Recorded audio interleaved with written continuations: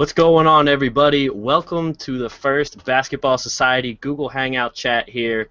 This is the Sixers sit-down for the pre-NBA draft. We got myself, Alex Fishbein, we got Ryan Hayes, and we got Aram Canusio. That's how you say it? Canusio, that's fine. Canusio, okay.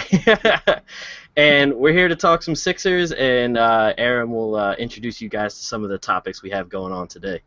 Yep, so we'll start by debating Ben Simmons or Brandon Ingram for number one. As we've heard lately, Ben Simmons is pretty much going to be the first overall pick, but we want to see what Hayes and Alex have to say, as well as myself. Then we'll get into whether the Sixers should look for a trade, not necessarily trading the first pick, but if it's trade Jaleel, Joel Embiid, or Nerlens Noel, or if they do decide to trade, which one? And then finally, we'll get into what we should do with the 24th and 26th picks. So we'll start it off. Ben Simmons versus Brandon Ingram. I'll say right now I'm a Ben Simmons guy. Even though his shooting, it's a little alarming. It's actually very alarming. I'll read off his percentage right now. Left elbow, 43% he's shooting. Right elbow, 29%. Then you got right baseline, 13%. Left baseline, 38%. And right under the basket, it's 71%, which is obviously we know that. He can take anyone off the dribble. He's got great handles, great size. And, yes, I know that shooting goes away from him, but, I'm going to say he can learn that. At this point, he has no idea how to shoot a basketball. That is very concerning, but I think he'll develop that over time. Brandon Ingram's a much better shooter, but honestly, looking at his shooting percentage around the arc, it's not much better. I'll do the same thing. So left side of the court, he's actually shooting right around 45% from beyond the arc. Right side, it's very concerning. It's right at 30%. And then inside of the arc, it's pretty normal at 30. So, yeah, we know Brandon Ingram's a much better shooter than Ben Simmons. Potential-wise, though, I don't know. I'm going with Ben Simmons. What do you guys think? Alex, why don't you take it away? All right, so I've been an Ingram guy since day one. Ever since these guys came into college, I've been hearing about Ingram. I've been hearing about Simmons, and I've been Ingram since day one. You got to look at the guy's length. Yes, he's skinny. Simmons is long as well. But with a guy like Brandon Ingram, you're going to see him more at the 3 as compared to Simmons, who we're definitely going to see more at the 4 because that's just a given. We've seen him as more of like a power forward kind of type, or even there have been talk about him at point guard since he does handle the ball very well. And the thing with Brandon Ingram, now it's definitely a stretch, especially right now to compare him to Kevin Durant, but I see Kevin Durant-esque qualities in him. Obviously, you got the scoring. Obviously, you got the length with the just kind of like lanky body who just really isn't all that big, and a lot of people were like, he might get pushed around in the league. But when you have a guy like Ingram who can already shoot from the arc, who can already shoot from the right around the perimeter, outside the perimeter, inside the perimeter, you got a guy who still has time to create a repertoire of an offensive arsenal. Like Durant, you didn't really see that Dirk-like fadeaway as soon as he came into the league.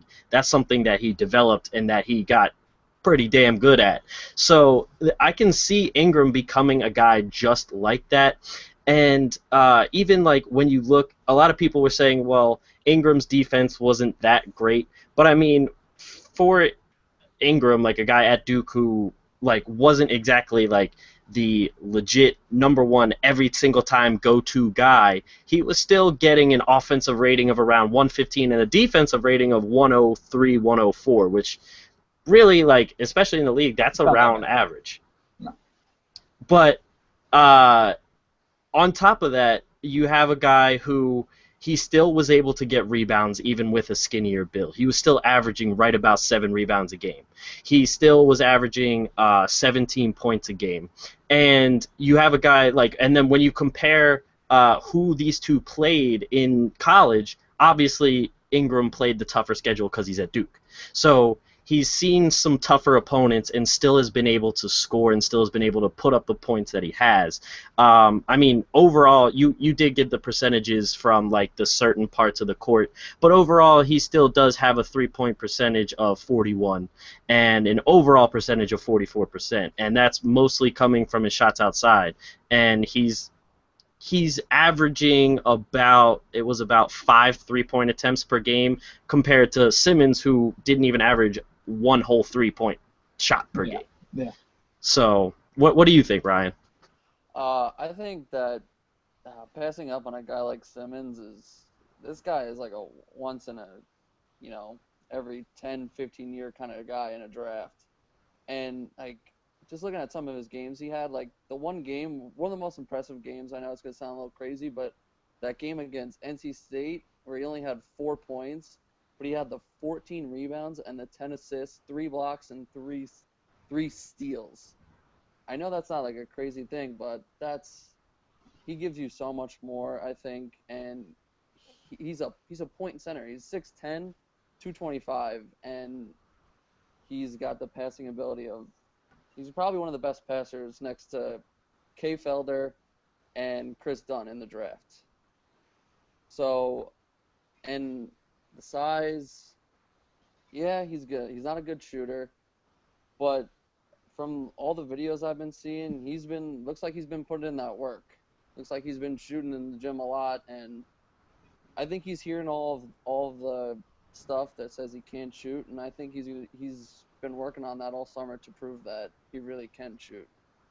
All right, so let me start with this. So, Alex, let me address this to you.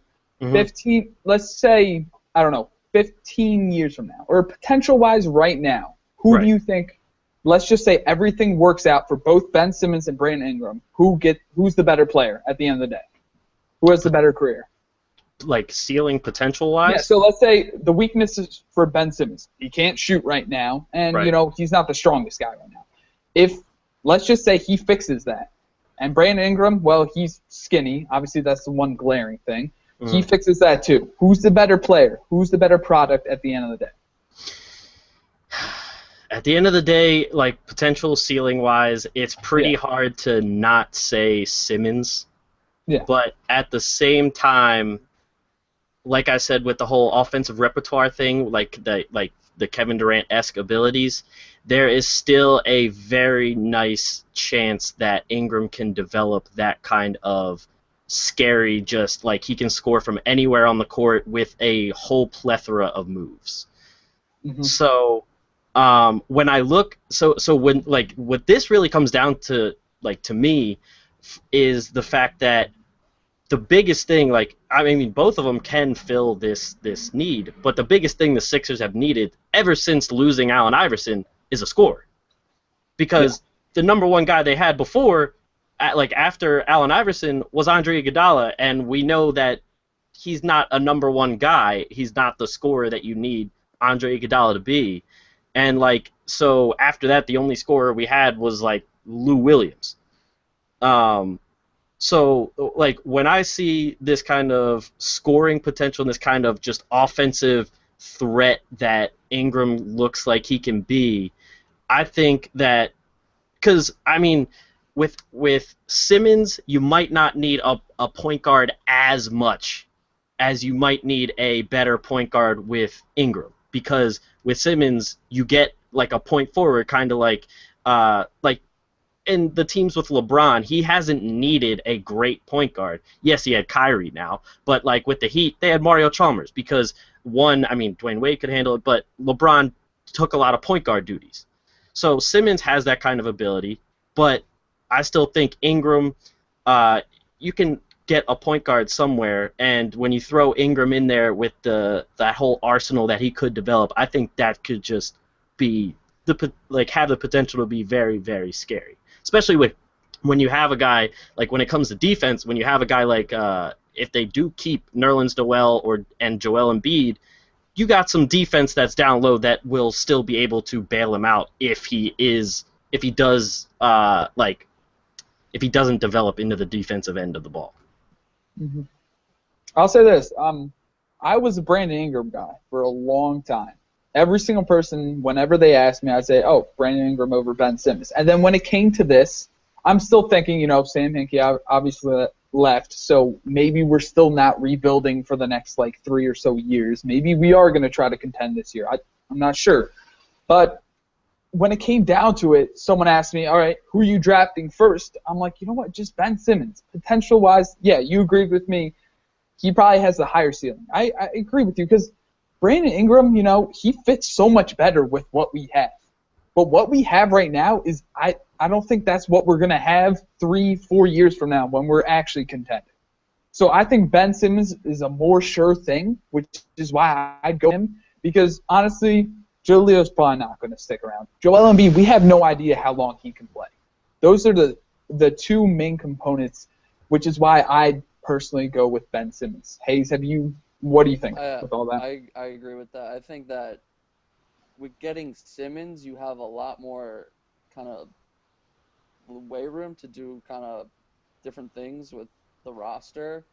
Because if you take Simmons, that's Embiid, Dario, because he's supposed to come to the States this year, correct? Yep. So you got him, Nerlens, and Jaleel, and that's too many. So you gotta get rid of one. So if you can get rid of one of those guys and get a decent point guard and a bench shooter or just a shooter overall, I think with Simmons and those guys and maybe Nerlens, I would say get rid of Jaleel because you got the defensive stopper and Nerlens, and who knows what Embiid's going to give you. He could, this could be healthy and he could, just take off with those three guys. That's a scary front court right there. So. Yeah. And so I just want to say, after this whole news about the Sixers coming out and saying Simmons is gonna be the pick and everything, I admittedly warmed up to him. I like you, Aram. Before I was like, Simmons can't shoot, he can't do this, he can't do that. His attitude might be an issue here because of the whole thing of it seemed like he just didn't care about his teammates at LSU and blah blah blah, whatever happened in there.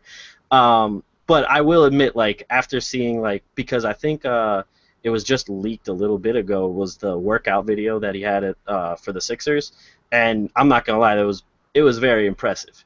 And like Ryan said, it does seem like he's been putting in the work. I mean, we've seen those videos of him kicking in shots from the 3-point and just putting up some crazy shots and them going in. And it definitely, seeing him with the Instagram pictures that trust the process, that got me excited. I'm not gonna lie. Yep, definitely. Yeah, so gotta be a good thing to see especially if you're a Sixers fan. You're seeing a guy who's, all you heard was, oh, he doesn't want to go. How's he gonna do in the Philadelphia market? And then you see something like that. That shows that he's ready to come here and work. Yeah, exactly.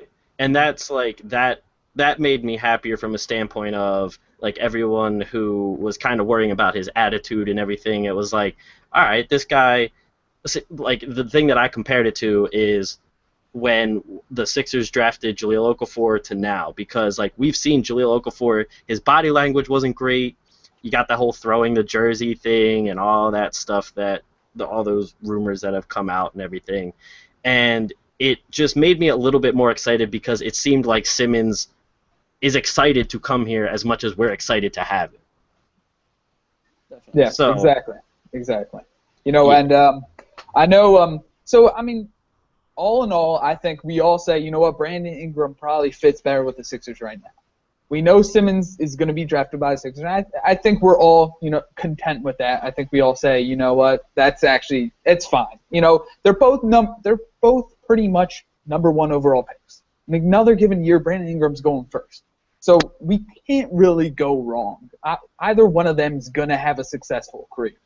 Yeah. Obviously, you don't know how they'll fit yet, but that's the risk you're taking. So, I mean, what Hayes alluded to earlier, he alluded to saying Jahlil might be the one traded. So let's get into our next topic. Should the Sixers look to trade now? And I'll kick it off. I sincerely say no. I say give these kids another try. Give them another year. Jahlil's still, 19, 20 years old? you got to give him another year. Everyone's hating on him for his defense. If you watch the game, he puts in the effort. Sure, it's not the best defense that you'd want from a kid like that, but he's still just a kid. Give him another year. See if him, Nerlens Noel, Joel Embiid, Ben Simmons, which it's probably going to look like, just see what they can do. Sarge has said he'll come over, then he hasn't said, then he said, then he hasn't, then he said he has. So, I mean, we're still up in the air on that. So, Sarge is another topic for another day. But right now, we're still in that rebuilding stage. People can say, you know what, we got Ben Simmons, maybe we'll trade for a third overall pick. Well, we're coming up, we're going to be contending. No, we still got 2 or 3 more years. This is what it's been. We have the Lakers pick next year, our pick next year. We're going to get 2 top 10 picks, honestly, that it might be. And that maybe after that year, that's when we start to build it up. And the King swap. Yeah, and even the King swap, yeah. So, yeah, we'll see how it goes with that. I know. So for me, yes. At this point in time, I'm not looking to trade now. Give them another year, then reevaluate. At the draft time, at this point next year, then we tell ourselves, okay, guys, did Jalil improve? Did Nerlens develop a jump shot? Should we try to deal one of these guys for a better asset that will help us contend? That is when you do it. Hayes, what do you think? I would say trade. And I think trading and getting younger probably isn't the best thing, but I think if they can make the trade to get that 3 pick and take Dunn and Simmons, that's an incredible draft for the Sixers. For me, that's the move I think they should make. I think it makes the most sense. You're getting a point guard who's gonna score too, and 2-time Defensive Player of the Year in the Big East. That's big for a point guard. That's pretty big right there. So I think getting a guy like him and Simmons that's big. I would trade, and maybe I would try to keep those 2 picks towards the end, or at least one of them at the end of the first round. What about you, Alex? Okay, so I've been kicking it back and forth a lot. But I would agree with Hayes here. I think we should trade. And I don't think it has to be for the number 3 pick with the Celtics. As long as it's like Colangelo said, in the top 8, there's somebody there that we could get to help like sooner rather than later. That's why I know, like, when we were talking on our chat, like on the WhatsApp, we were saying, like, I asked, would you be cool with drafting Jalen from Cal? And like I said, because say we trade like with the Suns or something, and we end up getting Jaylen Brown, and we do end up getting Simmons, like it looks like we're going to. Well, you have Simmons, who's going to play more of a 4 and sometimes maybe even point guard, if that was true. And Jalen, you have a guy who could play as the swing man, the 2 and 3. So there's a lot of different things that we could explore with these top 8 teams to try and find a trade. And like Hayes said, if we can get done, that'd be great. Like, that's a guy that can come in, he can build with our other guys, and like, he's been Defensive Player of the Year of the Big East. Like, he has a pretty good track record going on from college. And if I had to pick, I would honestly trade Jahlil Okafor. And I know there's, like, the whole Sixers fandom is split pretty much, like, right down the middle of trade Noel or trade Okafor. And the funny thing is I find it pretty funny that no one's like, why don't we package Embiid in a trade? Because, like, I know we haven't seen him play, and sure, other teams might not, like, they might not give you as much for it because they haven't seen Embiid play either. But I just find it really funny how emotionally invested all of the Sixers fans are in Embiid. I mean, I am too, so I'm not gonna lie. Like, I'm right there with all the Sixers. I was just gonna say, like, you say you do trade him away, and then he goes to whatever team he goes to. and he's just lighting it up. That's just, Yeah. that's just a backstabber right there. That's just something you don't want to see as a fan, and I don't think you can give up on him just yet. Yeah, exactly. Like if I had to see Embiid go be like how everyone was calling him like the next Hakeem Olajuwon, if I had to see him go do that on another team, I'd probably cry. Yep. Like that would just be awful. But so yeah, I would probably trade Okafor, and the only thing is right now it looks like the Celtics are kind of treating this trade with Okafor as like a last resort because like they said they wanted to get a veteran out of like the trade for the number 3 pick.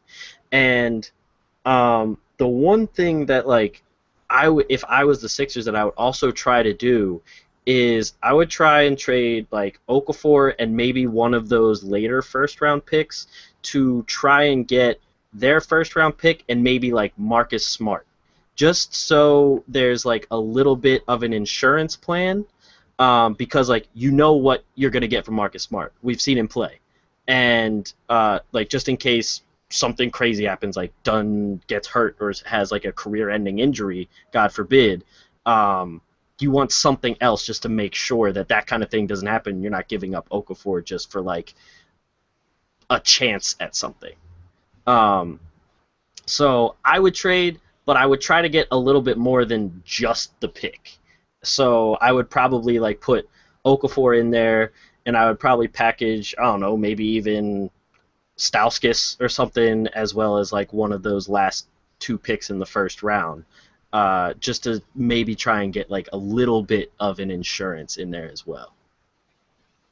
Yeah, if the Sixers were to trade, I definitely agree. I think you move Jahlil Okafor, and that's one thing we completely forget. Just a year and a half ago, Jahlil Okafor was the complete obvious pick for the number 1 pick last year. It was no debate whatsoever about it. He was going to go first overall. Mm-hmm. And then Karl-Anthony Towns, he stepped it up. He finished great.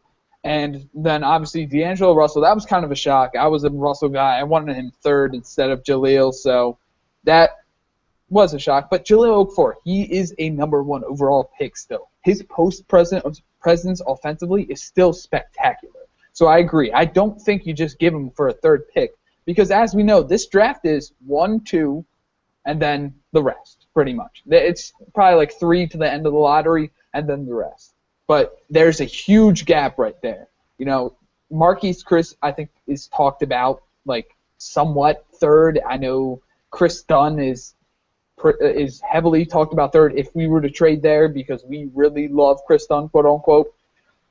But, I agree with you. I think you need to get one of their second-round picks. And it's shocking. I have no idea how the Sixers don't have a second-round pick. That is just I don't know how that happened. Yeah, but We just had to have Ish Smith back. yeah, that's very true. And it kind of worked out. What did we start Yeah, 2-1 with him or something like that? So, I mean, maybe it was worth it in the end. But realistically, and actually something you said, Hayes, you said how, if we trade Jahlil for the 3rd pick, we're, trading younger, quote unquote. But right. we're actually, Chris Dunn's older than Jahlil Okafor. Yeah. That's the one real surprising part of that. Chris Dunn had he was a junior, but he played 4 years in college, I believe, because he was a redshirt, I think his freshman year or something like that. He has experience. I mean, his last 2 years especially were spectacular, but, we aren't trading down. So if we were to trade, I would want to get that 3rd pick, like you said, Alex, plus maybe, because they have, I think, 5 second-round picks. If we can get 2 of the later second-round picks, I'm fine with that. I'm good. Yeah, they have What do you guys? 8 total picks for the Celtics, so that's a lot. Yeah. You can't use all those picks. Yeah, that's definitely excessive. So why don't we go on to our next topic? So obviously the Sixers right now, we have number 1, number 24, and number 26. Who do we go with number 24 and number 26? Alex, why don't you start this off? Okay, so dream scenario, I really would be ecstatic if Tyler Ulis fell to us at 24. Like that really is like my number one scenario right there. If we don't trade, if we could get Simmons and just have Ulis at 24, I I would be perfectly happy with that. That would be amazing. But I mean, I highly doubt that's going to happen with a lot of the teams in between there that really do need a guard. And it's looking like Ulis can really help a team even though he's undersized. We've seen undersized guys really like help different teams, like Isaiah Thomas, like even Nate Robinson being like a sixth man, and um, all that. Like those guys can really help a team even being undersized. So really, when it comes down to it, I actually did like Alec his mock draft. So he had us taking Bembry at Yeah. 24, Mhm. Good and guy. yeah, I'd be perfectly fine with that. And then he also had us taking Levert at 26, Mm. and so like Levert's here and there, but I think those last two picks should be used on some kind of guard. I think they both should be some kind of guard, whether it be a shooting guard or a point guard. It should be somebody that we think can either has a shot, can develop a shot, or that we think has the potential to be like at least like a sixth man kind of guard. Yeah. What do you guys think about Demetrius Jackson from Notre Dame at one of those picks? I wouldn't mind Jackson. I really like being honest. I haven't really seen that much of him, but what I have seen, I've liked. So, if he falls down to us at 24, 26, I wouldn't mind taking a flyer on him. Yeah, I would say Bembry and Jackson are the two guys I would take with those two. I think it's a six.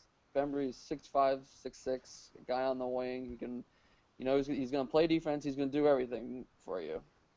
He's just one of those guys that he's gonna do the dirty work. He's gonna do what you need. He's gonna be there on defense. He's gonna rebound. He's gonna assist. He can shoot. I think he's a I got to see him a lot personally going to St. Bonaventure University, another A10 school in St. Joe's. So, and he, I think I'm not sure, but I think he was the A10 MVP in this last A10 tournament, which St. Joe's did not win actually.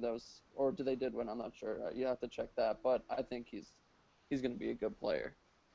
What about You you, know, Aram? yeah, you know what? I 100% agree with DeAndre Bembry, both of you there. He is a fantastic defender. 24th pick. I mean, on almost every mock draft, he's right around that range. If we're lucky enough that he drops there, because maybe he'll go, late teens, early 20s, and we'll just get unlucky. But the dream, Alex, you said your dream. The dream for me, that's 24th is DeAndre Bembry. Guys around there, I like Wade Baldwin. I really like, Denzel Valentine's around there.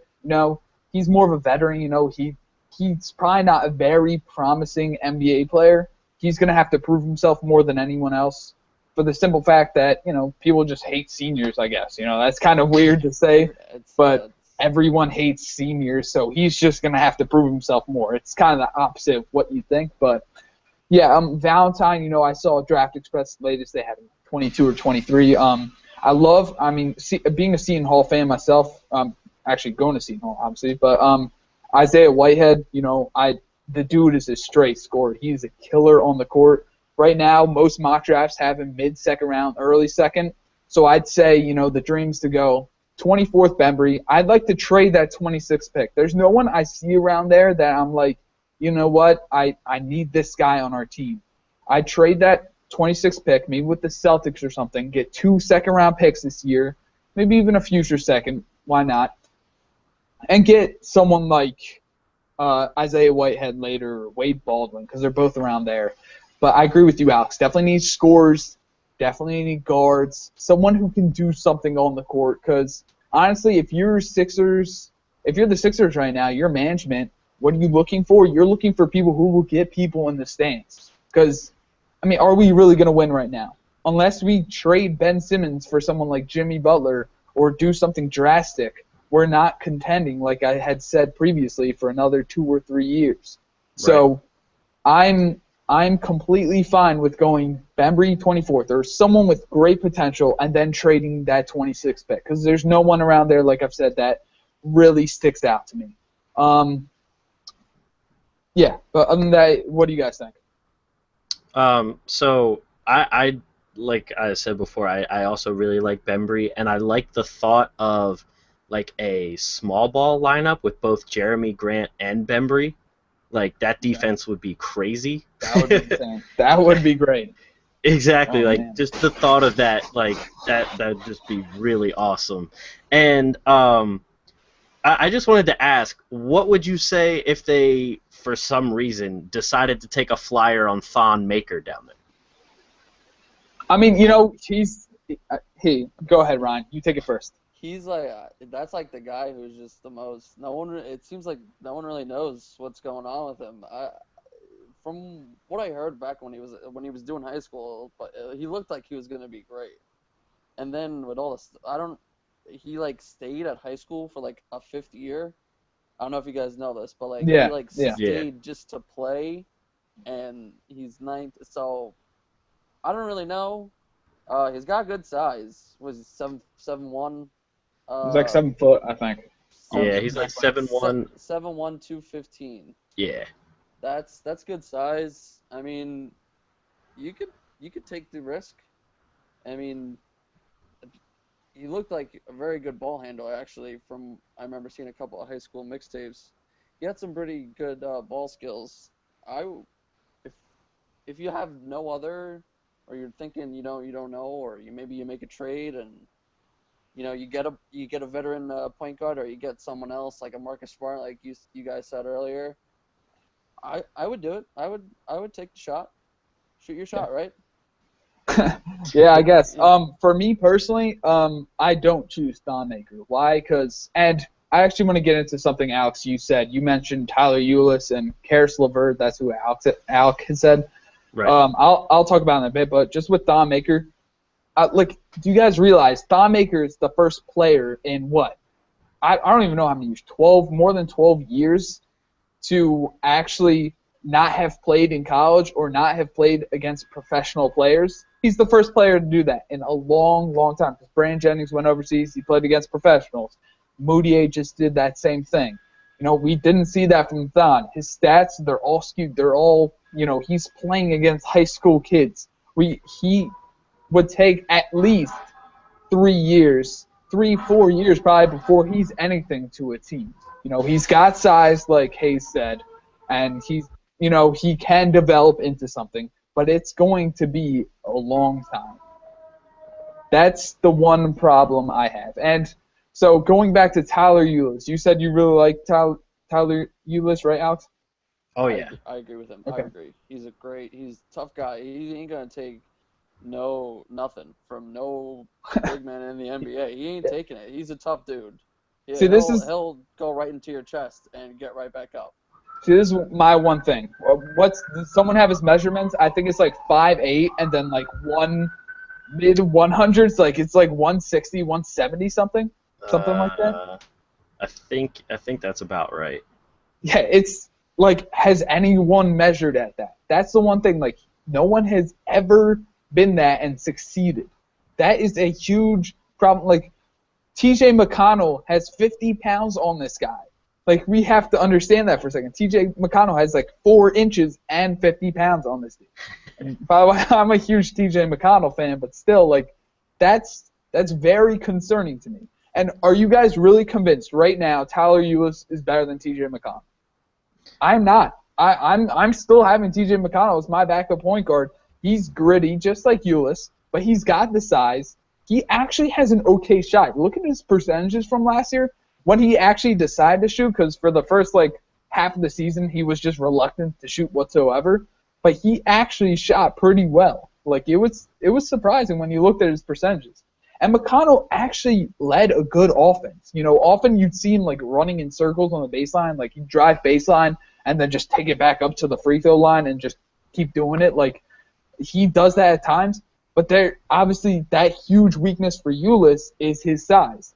And he hasn't proved it. And for some reason, it seems like the Sixers, first pick, they're going to – this draft, more than any draft before, we're not picking off of potential. We're tired of that. We're tired of seeing Embiid waiting another year for him. We're tired of Noel. We're tired of waiting for Dario Saric, I feel like we're going to pick someone like Bembry, someone like Valentine there because they're proving guys. We know they're going to come in and they're actually going to do something. Tyler Ulis is going to have to prove himself. Right. Karis LeVert, I know you mentioned him. That dude is a baller. He is a straight baller, but the problem with him, his injuries. Like, that is a huge concern. And, that's just another risk. As the Sixers fan base, if you're the Sixers, do you really want to take another risk? If your job depends on picking a dude in this draft, and you pick Karis LeVert, and he's out another year, you're fired. Like, that's the third straight year you've picked someone in the first round, and they haven't played a year. Like, that is a gigantic concern. And Yeah. Alex, I'll let you have a rebuttal on my Tyler Ulis rant, but I think you go for not potential in those late rounds. Obviously you want potential from them, but you go based off of what can they bring right now. What do you think? So I just want to say I do agree that I like T.J. McConnell also. Yeah. Like, there has been so many people that are like, McConnell's trash, get him off the court, blah, blah, blah. No. He led all rookies in assists per game. Yeah. Yeah. Solid player. And steals too, I think, right? Yeah, and steals. 1.2 steals per game, 4.5 assists per game, and his player efficiency rating was 14.5. Yeah, and that's as a backup. Like, he wasn't really playing all that much. Better than Aaron Aflalo and Jose Calderon. So yeah, that's no Boban. That's no Boban, but we'll move on. No, we can't disrespect Boban anymore. No Boban talk today. But yeah, like, I also like McConnell, and I do think he can improve his shot. Honestly, I'm also a little biased towards McConnell because living here in Pittsburgh, McConnell's a local guy here. So it's really cool to see, like, some of the people around here that knew McConnell and were like, oh yeah, we saw him at high school and so on and so forth, and like how far he's come since then. But going back to Ulis, I mean, this guy was SEC Player of the Year. Like, he had a defensive rate, like his first year, he had a defensive rating of 90 at that height. And this year it bumped up to like a 102. But his offensive rating has been nothing lower than a 123. And he went from his first year when he was only playing around like 22, 23 minutes per game, he was averaging about 5 points. He became a starter the next season, and that immediately went up to 17 points a game. And he averaged pretty much the same points and the around the same shooting percentages as Brandon Ingram at 5'9", 150 pounds. And to me, that's just impressive right there. And while yes, he was in the SEC, which is also not as good of a division as, say, like the ACC, he still has shown that he has a very good playmaking ability. He averaged 7 assists per game. Per 40 minutes, he was averaging 18 and 8. And his three-point percentage, like for the 2 years in college, it was right around 38%. So that can still get better. That's probably around what McConnell would give you too. And so while McConnell is a bigger guy than him, it's just the attitude and the kind of, like, when you see guys that are undersized like that, it's almost like they have to have like a big dog mentality if they want to make it at all. And McConnell seems to have that kind of mentality. Isaiah Thomas obviously has that kind of mentality. And I think Ulis has shown that he can have that same kind of mentality. And, having him as, like, if we're taking him at like 24, 26, but we also know we can still, like, I would love to have Ulis, but I'm not like 100% positive that I would take him over Bembry if he's there. So while I would still love to have Eulis, like there are some other guys that I would take, like that are like right there with him that I'm not sure if I would really take Eulis over them. Especially like you said, we have McConnell, and even Ish Smith is still undersized. So we have a couple of smaller guys, but just the attitude and the like the intangibles, I guess you say, of Eulis are something that I really like, and just the fact that on a team where he's not even the most spoken of. Um, Obviously, Jamal Murray is the guy that people are talking about more from Kentucky. Um, Even you, Lavisse here too. yeah, and Scal didn't even. Scal was pretty terrible. He was just straight trash. Let's be honest here. Like, that was Exactly. terrible. Yeah. And so, like, you have those two guys that are getting talked about more than Tyler Eulis, and Tyler Eulis won SEC Player of the Year. Yeah. So, like, that's why I'm so high on Tyler Eulis right now. And if we could get him, I would love to have it. And not only like so we do have McConnell and everything, but I think it would also push those guys to be even better because they don't want to lose their spot on the team. Yeah, it's the Sixers and they're not that great right now, but you still don't want to like get pretty much like pushed out of the NBA altogether. And so I think that would cause for competition on the team, which would in turn make everybody better. Yeah. Okay. I mean, let me ask you this question. You're Tyler Eulis. You know, because I'm not gonna dispute that his mentality whatsoever. Mhm. I completely agree with you on that front. Completely. That kid is great. That is a great kid. That kid knows the game. He's a great point guard. But if we're playing, let's just say, and let me backtrack for a second. Isaiah Thomas is built a lot bigger. I get Tyler Eulis can lift, he can gain some weight, he can put on the pounds, muscle. But you're Tyler Eulis. Let's just say, best case scenario, he becomes our solid starting point guard. We pick him Yep. 26th, 24th, whatever.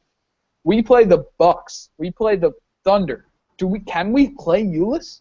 Because who is Eulis guarding on the Bucks? Who is Eulis guarding on the Thunder? He's not guarding Giannis. He's not guarding Chris Middleton.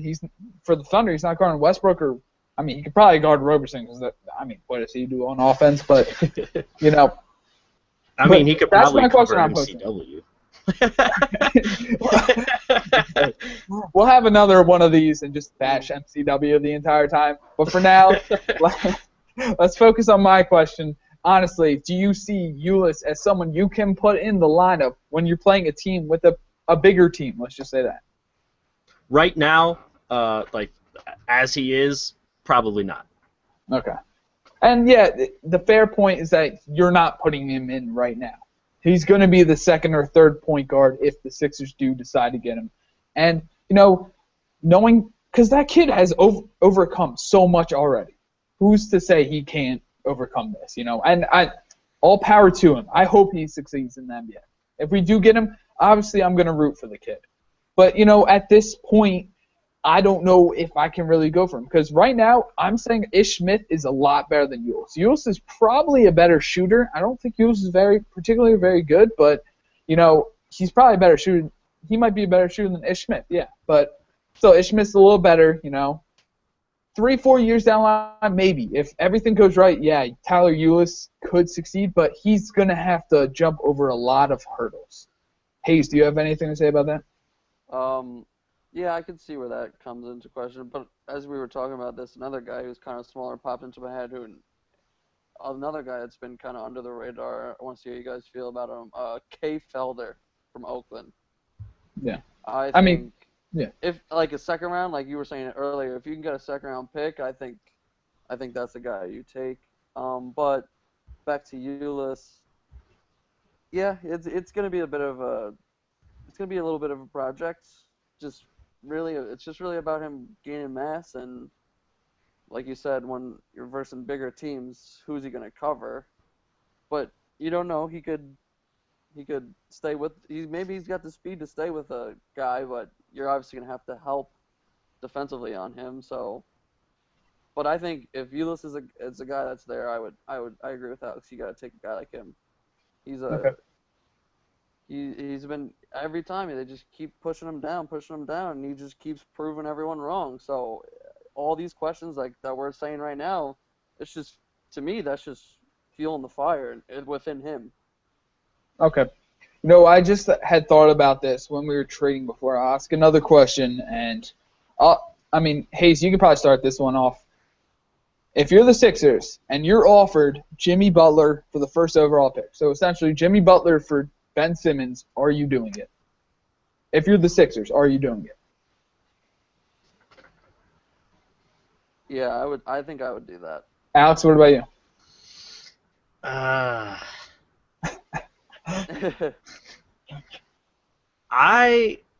I'm gonna have to say no. No.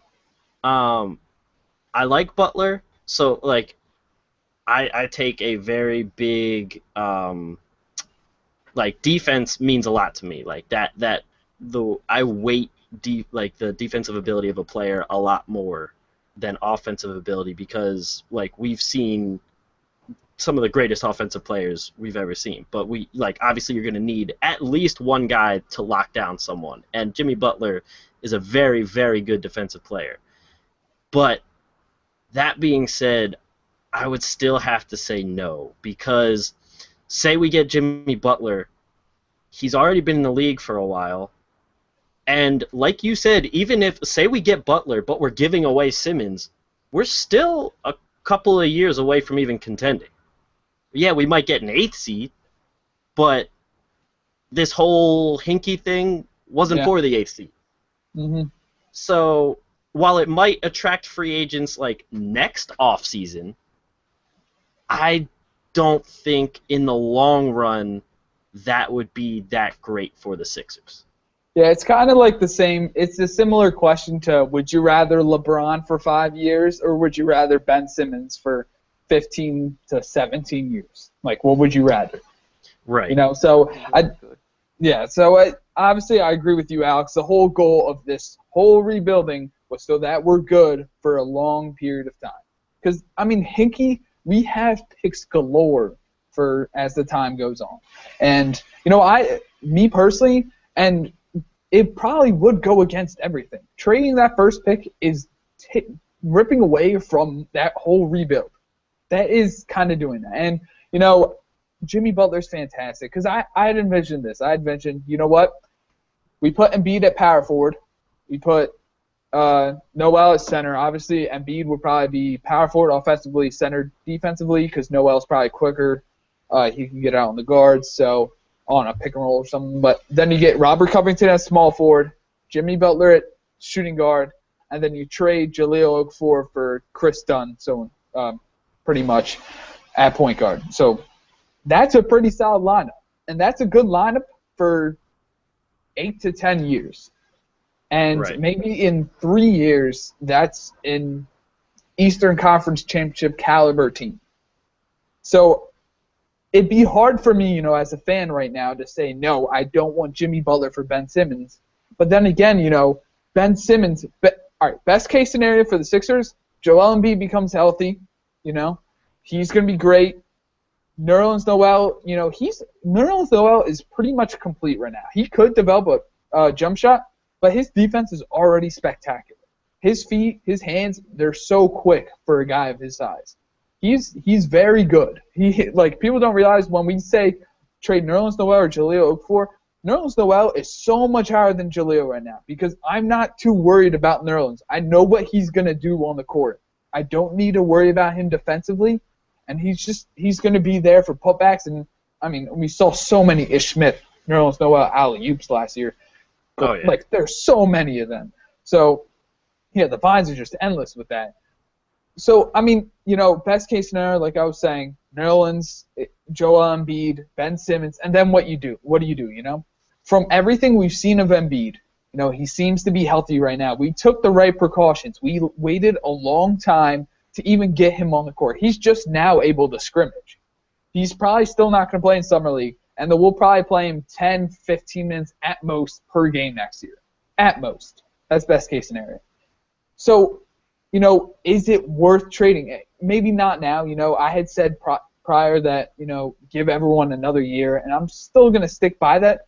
But it's hard as a Sixers fan, or just as a fan in general, to see the Sixers saying no for a guy for like Jimmy Butler when he is a guaranteed superstar. Ben Simmons is just potentialized.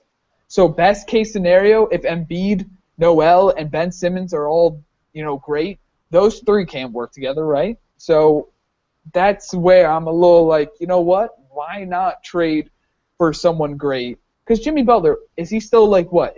26, 27? I don't know his exact age, but he's probably right around there. 25, 26, something like that. Yeah, so he's still got 9 to 10 good years left. He might not have even hit his prime. I think he played last year completely injured, end of the season, like ridiculously hurt, honestly. And he threw it aside. He was like, no, I'm not very hurt, but he honestly was. If you watch the games, you could tell. So it's hard to say no, but Alex, it sounded like you would say no. And so what did you think, Hayes? I would say get Butler. To me, you would? Yeah, because you're gonna get Butler. Yeah, you lose. I know you had said it before, but you lose Simmons, so then you got Embiid, Nerlens, and Jaleel, and Nerlens together on the floor defensively has been horrific. I think they're minus 20 together on the floor, like 500 minutes minimum or something like that. And that's just so them two not working together. So then, okay, you trade and you get Dunn, and then you got Dunn, Butler, Covington, who's a very good wing player, and Embiid and Nerlens. And then you get a guy like Butler. I don't know how much cap space they have, but that's enough money to get. Yeah, okay. So you guys got a lot. So that's enough to get someone else. To maybe you got guys. You got Nerlens, who's a great defensive player. He's the defensive stopper. You get this young guy in Chris Dunn, and you just get a guaranteed all-star in Jimmy Butler. People are saying Philadelphia looks like a good place to go. That's a good young team. Let's go try it out. You never know. Yeah. Yeah, I mean, so I definitely hear what both you guys are saying, and I really like Jimmy Butler's game. He's a definite all-star. The reason I'm saying no is, one, so you're most likely going to trade either Okafor or Noel in this situation after trading the number one pick, because you still need to get a point guard. And we're talking about getting done, so just for argument's sake, I'll go with you guys and say we're trading Okafor. We're still depending on Embiid being healthy. Yeah, that's very true. That's definitely true. Very true. Yeah, so like you said, best case scenario, he's healthy, he's what he's supposed to be. Let's say he's not healthy. So now you have Dunn, Butler, Covington, and so at the 4 you might go small, throw Jeremy Grant. I mean, maybe Sarge is there by that time. Sarge? Yeah, I think, yeah. That's also true. But we still don't know exactly what he is in the NBA yet. And then you might have Holmes. So we might have Holmes. Maybe he develops even more. You start him at the 4, and you have Noel. While that's still a decent lineup, I don't see it being a contending lineup. And my thing about Jimmy Butler, he's great. He's an all-star. I don't see Jimmy Butler as a franchise-changing player. I don't see him, I see him as a star. I don't see him as the superstar level. I don't see him at the level of Westbrook, Durant, Curry, LeBron, Kawhi Leonard, Paul George even. I don't see him up all the way there that would actually, when he comes in, he's automatically changing your entire team into a playoff contender. What Martin said, LeBron is a guy who obviously you're going to take because as soon as he comes into your team, you're automatically a contender for a top 5 seed when LeBron comes in. And that's the same when you get guys like Durant, when you get a guy like Westbrook, something like that. Those are the guys that will immediately change the face of your franchise. And while Butler will change, they'll be like, okay, they got Butler. They're definitely going to be a playoff contender. there's still a lot more you have to put around Butler than you would have to put around a guy like the guys that I've named. So that's why when it comes to trading that first pick for Butler, I get a little hesitant on that. Because you throw in Butler, you still need a very, very good one or two option next to him. Like, you still need another star, at least another star next to him. Whereas if you get one of those superstar level guys, they automatically take you up to that level. And then you don't have to depend on the fact that Embiid's healthy as much. You don't have to depend on the fact that, like, we could get done right away. Maybe you could wait a little bit longer to get a point guard of your choosing then. So that's why I'm a little hesitant on trading that for Butler right now. Okay.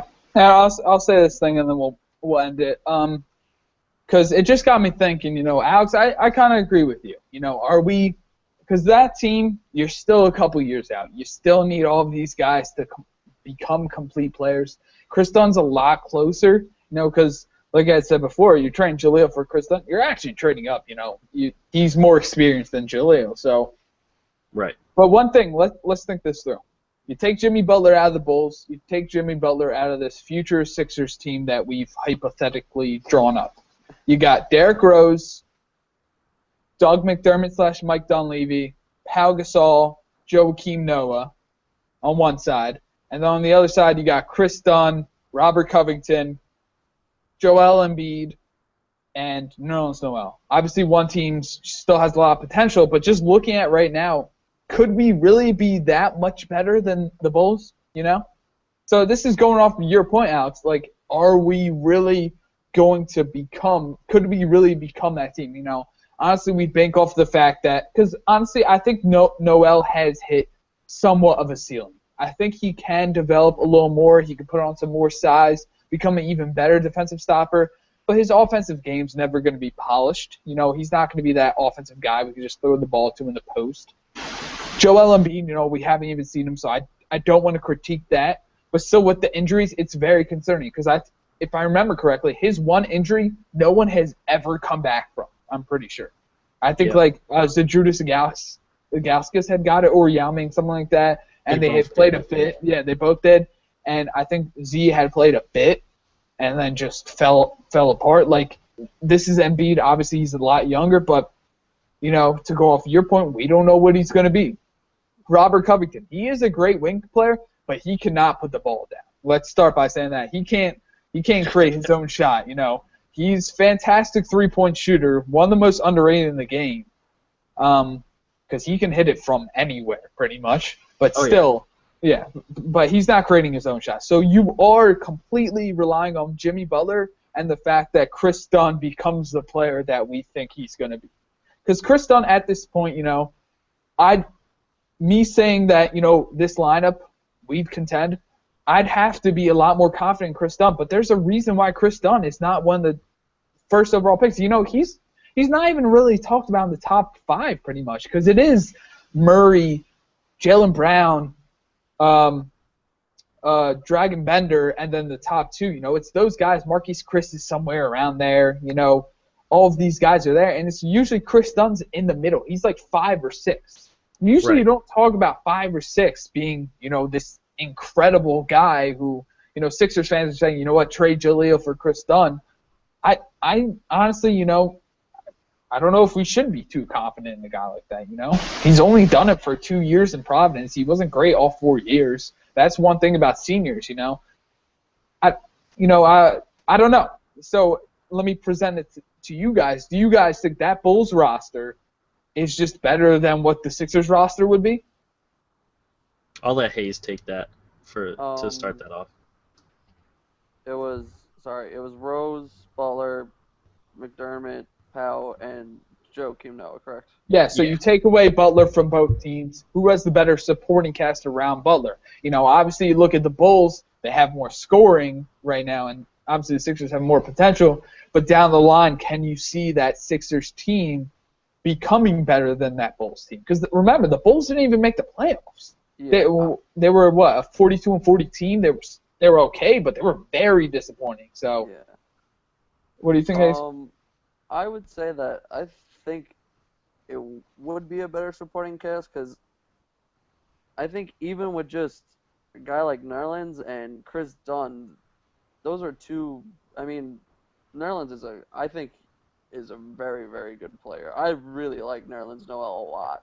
He is probably already one of the best defensive players in the league. I know that's a little crazy, but he's definitely up there. And he can jump out of the building.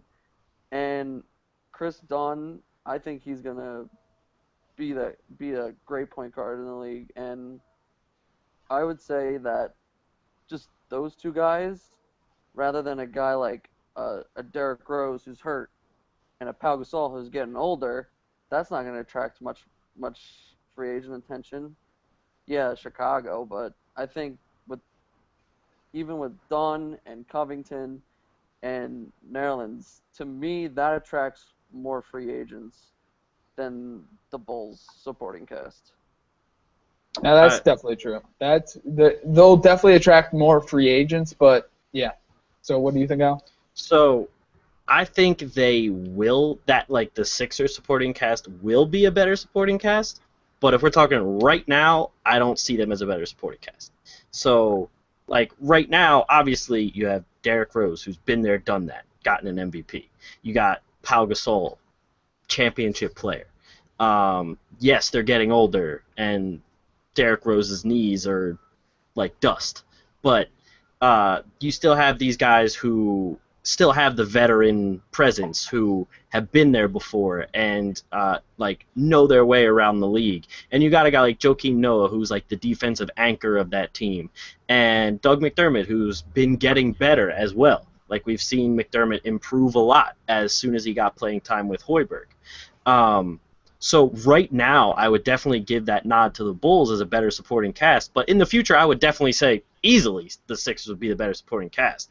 I mean, Pau Gasol might even retire by then. So yeah, in the future, I would definitely say the Sixers are a better supporting cast. And I also agree with Hayes when he says that Noel is already one of the best defensive stoppers in the league, especially at the center position.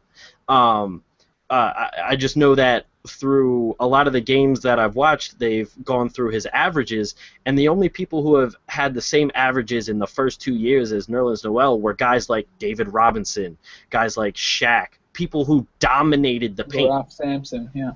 Yeah, exactly. And these guys, I mean, obviously Noel's not going to have the offensive game of those guys, but if he has the defensive game of them with just whatever offense he has now, I would be perfectly happy with that. Because especially David Robinson having a defensive game like him, getting those steals, rebounds, and blocks, I mean, what more could you ask for? Like you already have a guy like DeAndre Jordan, who's making first-team All-NBA, who's pretty much like just a more experienced version of Nerlens Noel. He's out there, Exactly. has his athleticism. Chris Paul throws alley-oops to him all the time. He gets rebounds, and he locks down the paint. Like I've been saying, Nerlens Noel is pretty much right now. He's pretty much a younger DeAndre Jordan, except Noel can cover more of the court because he's quicker and his hands are a whole lot better. That he can get steals from a point guard. So yeah, the supporting cast of the Sixers will definitely be better, like even in like a year or two, than that Bulls supporting cast would be. But if you're saying like right now, right this instant, obviously I'm going to take the Bulls supporting cast. Yeah. So let me clarify real quick because I think there's a little confusion. I had meant the Bulls supporting cast this year as compared to the Sixers, let's say, in 5 years. That's what I meant. So I don't mean the Bulls supporting cast aging, because obviously, yeah, Pau Gasol's gone. Pau Gasol's probably in a wheelchair at that point. Let's be honest here. But yeah, no. I meant because obviously the Bulls, like I said, didn't make the playoffs. They're somewhat comparable, right, to the Sixers supporting cast in 5 years because Chris Dunn's still, 20? He's 25, 26. Obviously we can't look into the future and say Chris Dunn's not going to be a superstar. But at this point, you're probably saying, you know what, Chris Dunn's, he's just going to be a solid starter for an NBA team. He can be a good scorer, whatever that may come with. But, just looking at the two supporting casts, I can't me personally, I can't say in 5 years Sixers supporting cast is going to be that much better. I think it'll be better, but I don't think it'll be that much better than the Bulls. So to go off of your point, Alex, when they are, can the Sixers in 5 years with that team, and obviously it depends on what Chris Dunn would become and Joel Embiid would become, could they really beat LeBron's probably still in the league at that point. Paul George is probably insane at that point. Like, I see Paul George becoming incredible. That Celtics group is probably insane, Could they really contend with those guys? I don't know, It'd be tough. They would have the better supporting cast than the Bulls. I think we all agree on that at some point. But I don't know. I don't think they contend with that. So, I originally had said, I do want Jimmy Butler. But looking at it now, looking at the supporting cast, taking a second thought, I don't know. I don't know if I'd trade Ben Simmons for a guy who, like you said, Alex, has already been in the league and is already 7 years older than Ben Simmons or whatever that may be. So, yeah. Any closing thoughts from any of you guys? Any quick topics you guys want to bring up, questions? Hayes, you got anything? Yeah. For going back to the Jimmy Butler for Simmons. So, are you say you do get Butler? Do you think that you get Butler, you have the chance to win quicker is better, and maybe you're not as good as long, and you're getting, I would say, better guys? Like, you're going to attract more guys with a guy like Jimmy Butler, or do you want to wait for Simmons and see what player he turns into and what he can attract free agent wise? Yeah, see, I mean that is one of the toughest questions in the NBA. That's going off of the Sam Hinkie model. Do you want to be good right now and maybe, just maybe, you'll win a championship? You'll have a 5 or 10% chance of winning a championship instead of a 0% chance, or do you want to wait some time to see if that'll become? Because it's such a hard thing. Do you trade for Jimmy Butler now? He's 26, and let's just say 7 years. All of the players they have now are going to be in their prime, but at that time, Jimmy Butler's, he's pretty much done. His career's coming to an end. So that presents the question. It only makes sense to get Jimmy Butler if you fill your bench up with some veterans, some solid players, and that you trust Jimmy Butler is a superstar. Like Alex had said before, he doesn't believe Jimmy Butler is that guy. I kind of agree with you. He's not Paul George-esque. He's not there. He's not a top 10 player. I think in our NBA player rankings, we had him around 22, 23. By the way, if you haven't seen it and you're watching this, go on our site and look at our rankings. So I agree with you there. I don't think Jimmy Butler is that type of guy that's just going to completely turn around your team like LeBron would. So, yeah, that, going back to what you said, Hayes, it's tough, because you don't know what Ben Simmons is going to be. See, that's the thing. So if you had asked the Cavs the same question, 2 years ago when they drafted Anthony Bennett first, what do they do? Or 3 years ago, because honestly that year was a lot different. There was no guarantee for a first overall pick, and Anthony Bennett, just no one. Yeah, that was a complete shock that he went first. I think Bill Simmons just freaked out when that happened on TV. Do they do that same thing? Obviously, Jimmy Butler would be young back then, but do you want to take the chance at filling up a roster now? See, that's the same question you asked, Hayes. But I'm thinking through it too, and I just don't know how to answer that. As a Sixers fan, I want to see us win now. I do.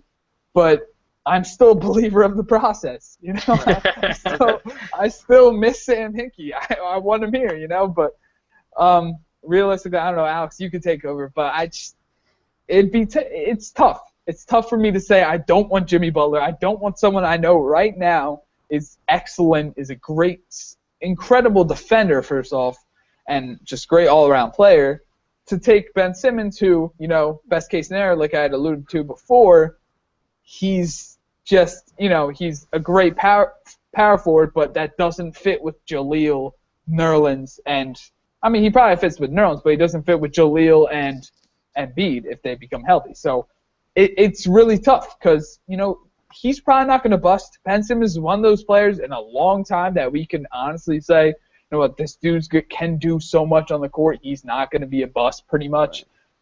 But still, you want the guarantee, right? So I don't know, Alex. You take over. So I have a couple of final remarks here. One, before I get to Hayes' question, going back to this is way back, when we were talking about not trusting seniors and everything. The thing that made me not trust seniors is Evan Turner, but that's a whole nother story for a whole nother day. No Evan Turner today, please. No. So I was gonna say I liked Evan Turner more. I wasn't totally disappointed we got him, but then once you realize he didn't have the defense, he wasn't the guy we thought he'd be. It's just that was a big disappointment. Well, let's go back to you, Alex. Yeah. So Evan Turner is a whole different story for a whole other day. But anyway, so going to Hayes' question, like you guys both said, that's the toughest question: is do we try and go for a guy like Butler and try and build a team around him right now and try and win right now, or do we go with Simmons and keep building and try and go what Hinkie was trying to do and make this a long-term chunk of success? And that was the reason I started trusting the process. That was the reason why I liked Hinkie, is because I like the thought of being a team like the Spurs, where you get the guys obviously they had Duncan, Ginobili, Parker, David Robinson, but the fact that they had sustained success from the late 90s all the way up until now, that's what I want. And yeah, they didn't win a championship right away, when they first got David Robinson, or the first year they got Tim Duncan. But the fact that they were always contending, the fact that they were always when they got into the playoffs, everyone was the Spurs could win it. Pretty much every single year after they won that first one, when they got into the playoffs, every single analyst was well, you really can't count the Spurs out because they could just, put it all together and win. Mm-hmm. You can't say that about many teams. You can right now you can say it about the Spurs, the Cavs, the Warriors, and the Thunder. That's all it comes down to. And if we can become that team that has that long-term success, that every time we're in the playoffs, that could say, the Sixers, they got Simmons, they got Embiid, they got Noel, they got, whether it be Dunn, who else? If we have people saying, you can't count them out, they could win at any moment, I would love to have that over just one championship in the next couple of years and then kind of fizzle out afterwards. I would much rather have that long-term success of being that team right there near the top, as compared to a team that all of a sudden wins it one year and then you never hear from them again. Yeah. And it's kind of what I kind of related this whole rebuild to. I kind of looked at I don't know how much of baseball fans you guys are, but I kind of looked at the Phillies and how they built with Utley, Rollins, Howard, Cole Hamels, and then that eventually led to a championship, and they were even really big contenders for a little while there, and then it fell off. But from when those guys got to their prime, they were seen as contenders that whole time. And while theirs was a little short-lived, I would rather have that longer chunk of time where it's okay, we have this entire window that looks like we can win multiple championships. I would rather have that as compared to, okay, let's get Butler now, let's throw some people around him, and let's hope we win a championship within the next few years. Yeah, I completely agree with that. I mean, just looking at it right now, to go off your point, it'd be insane to think that the Spurs weren't contenders any year whatsoever. Tim Duncan and Manu Ginobili and Tony Parker even could retire tomorrow, and we'd still consider the Spurs contenders. Yes, because they'd have LaMarcus Aldridge, Kawhi Leonard, so on and so forth, and they're going to be there for another 8 to 10 years or whatever it is. And then you can trust after that someone else will come in. Someone else can come in. So I agree with you there. I want this to be that team that, because the big question, along with the one Hayes, obviously the one we're talking about that Hayes had brought up, is how are we going to turn Philadelphia into an attractive destination once again? How do we do that? Do we do it by saying, listen, guys, we're going to try to win a championship right now. Come to our team. I guarantee you we'll be in the playoffs, and I guarantee you we'll contend. Or do you try to build it up with young players like what we've been trying to do, and over time, players start to realize, you know what, these kids are great. This is a great organization. I'm going to go sign over there. That's what the Spurs did. They didn't trade for any, they just drafted Duncan. They got Ginobili. They got Parker. They built them up in their organization. And then people realized, I want to go to this team. David West threw away $10 million pretty much just to sign with this team. That's the dream, I guess. You want someone to have that devotion to your team. And that's why we're going so back when I'm saying this. But when Ben Simmons had put Trust the Process on his Instagram, that's why it was so great. It makes you think, like, maybe we're taking that next step to making Philadelphia become that great destination again. Because that's what we need to get back to. Exactly. And, like, that's what you want. You want the excitement surrounding the team for a long time, because when you see the excitement every year, that's like you said, a free agent would be like, well, hey, I mean, there's so much hype around this team every single year. They got all these young guys who are still, like, in their prime or getting into their prime.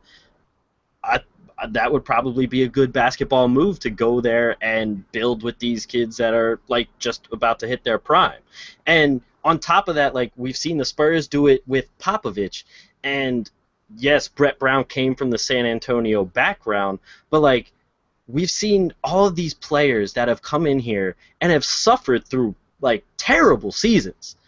But Brett Brown has been, like, the one bright spot that a lot of these players seem to love. Like, when they come here, like, Brett Brown has to play the coach and pretty much, like, the veteran, because we don't have many.